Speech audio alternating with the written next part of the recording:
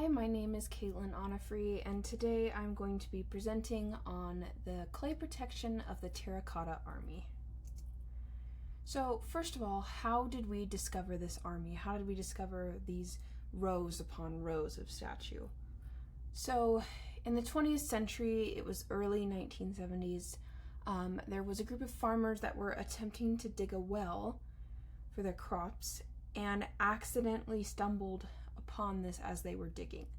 So early 1970s, Vault 1 was discovered first, and then a few years later, Vault 2 and 3 were found as well. The tomb had been hidden and still for almost 2,000 years before it was discovered, which is a long time for history and art to just be completely buried. So there were two different looks to the kinds of soldiers that were in this tomb. There were soldiers, which I will get to in a minute, and there were horses.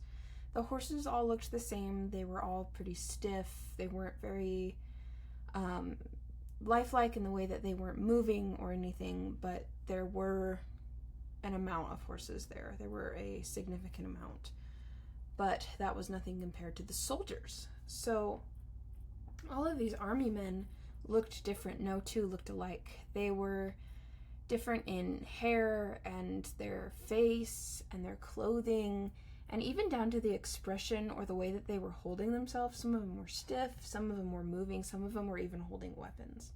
So all of these things had to do with the soldier's rank, which I will get more to later. So why were they built? So Emperor Qin wanted an army to protect him in the afterlife, which he thought that by building his army, this was a representation of the army that he led in his life. It was true to life, true to the army. He thought that their spirits could protect him, protect his spirit in the tomb, and protect him as he passed and as he made his way to the afterlife. They were also substitutes for the human sacrifice aspect of that. So instead of sacrificing people to help him pass, he just kind of harnessed his soldiers with the statues and used their spirits to let him pass. So why not make them all the same? One, this was to look like a real army if somebody were to, say, find the tomb and break in and go, oh my gosh, there's people there, we need to leave.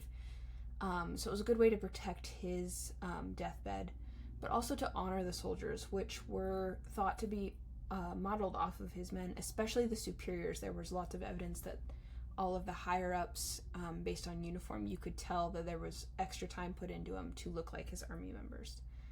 And then again, it was to have all of these different spirits, the people that he trusted before, guard him in his timely death. So what was the genius behind the plan? Well, this served a purpose back in the day. It also left us a great history book in the form of art. There wasn't anything we had to translate, no words that didn't make sense, or writing that may have faded away. It was just art that was left, and we understood why it was there. And most of it hasn't been disturbed. There are some that have been destroyed, but it's only due to natural causes, which is amazing that it stood for 2,000 years by itself.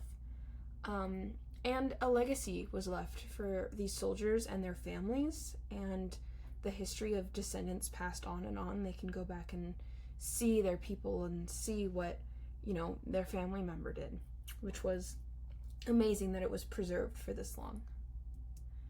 And these are my sources that I used. Thank you for watching my presentation.